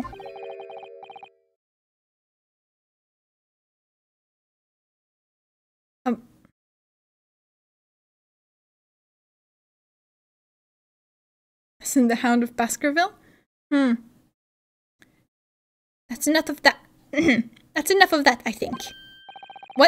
What's the matter with Mr. Sholmes? All the color has drained from his face. Well, Inspector, I believe you ought to be taking this, oughtn't you? It should be valuable evidence after all. It must be kept safely under lock and key.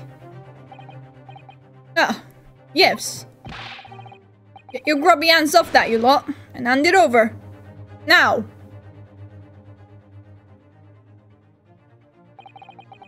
Never seen a collar that large before. And all those jewels certainly look to be extremely valuable. But that's not what stood out the most to me. At least, not once I'd noticed it. Those dark marks on the inside of the collar. Those stains. They really have been... blood?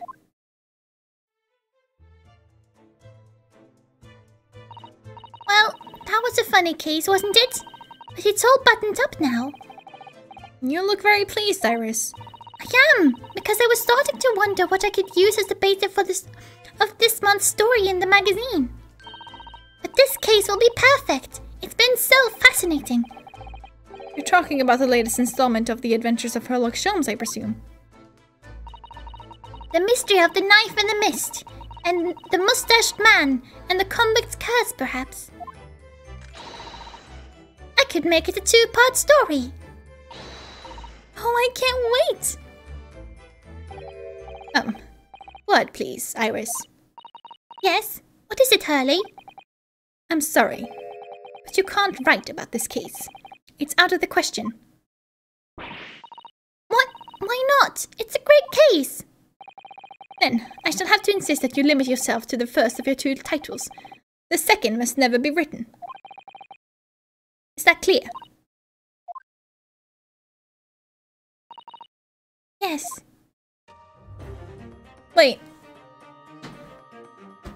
And so it was that the second of Souseki-san's cases became buried in obscurity. Oh, okay.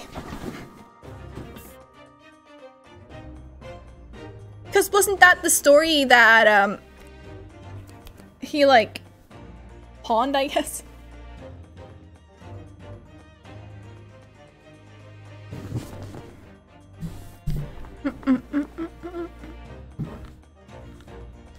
Now, looking back, I feel I understand.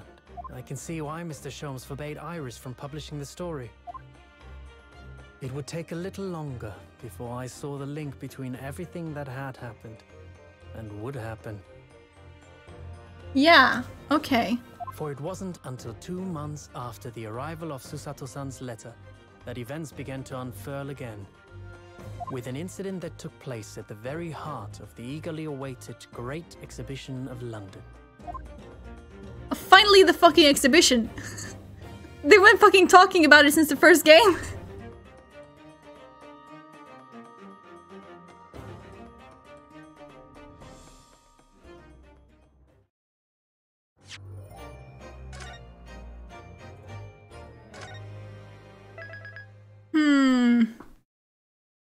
Hold on, let me... Does that mean the Crystal Tower is complete? Ooh!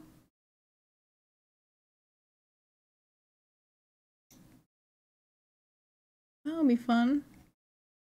I just want to see... I mean, I assume it would be like 2 hours. That seems to be like...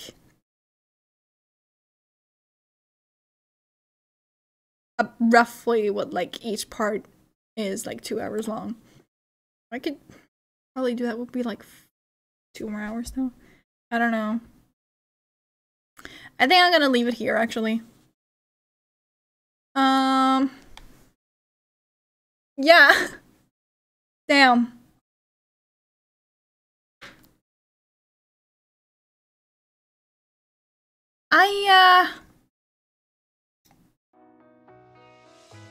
Huh. Interesting. A bit shorter today. I suddenly started getting a bit of a stomach ache. It's fine. I'll be fine.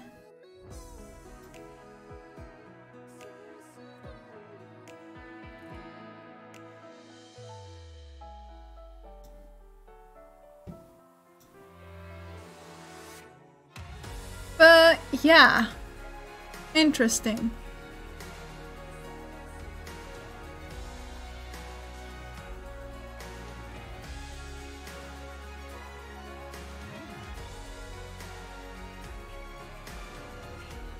So the actual case in itself is fine, but like not whatever links to that collar, I guess.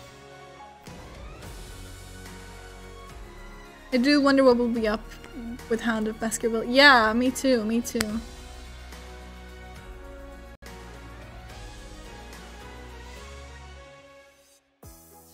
I am excited to continue this game. Most adaptations of Sherlock, it's not a pleasant case. I see. I am only familiar with the fucking BBC version. Speaking of, it's so bad.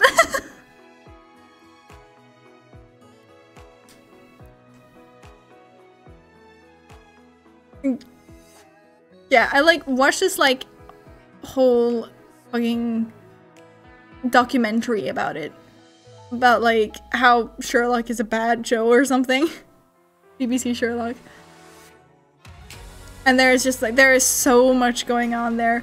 But basically it boils down to Sherlock does something amazing off screen. Like he comes to a conclusion off screen. And the audience are like not given like a single chance to figure it out for themselves. And I never even thought about that until I watched it. I was like, oh my god, that's so right. Like the episode with the fucking boomerang. with the fucking expensive ass shots for like no fucking reason. For no other reason than to just look cool. Like it does nothing for the actual show. The BBC version is good for TV, but not really audience involvement wise. It's not even good for TV, really. God. I can send you the fucking video, but it's long. Like it's long. It's like 1 hour and 45 minutes, so like nearly 2 hours. But man, is it a good fucking... It's a good watch.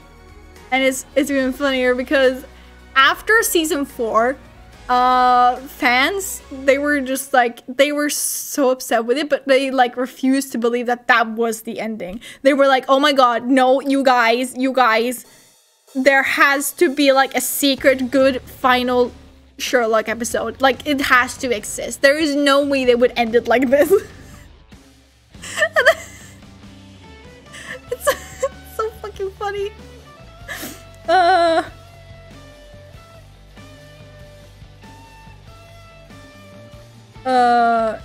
Hilarious, truly.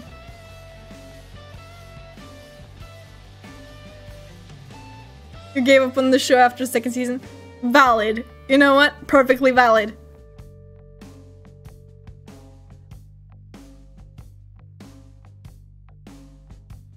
But season 4 was fucking atrocious. I'll say that much. I don't even remember fucking season 4. But I remember it was bad.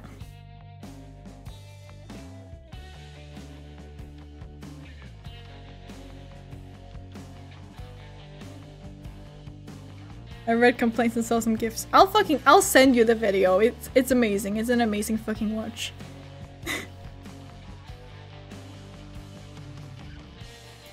But yes, I think I am going to leave this here for today. Next stream will be on Sunday. Yes, normal time. We're gonna start the next episode, and seems it's the exhibition, maybe, perhaps, I don't know.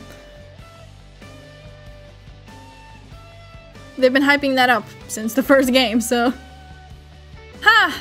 yeah. Until then, I hope you have a great rest of your day. Goodbye, good night, farewell, take care, bye bye.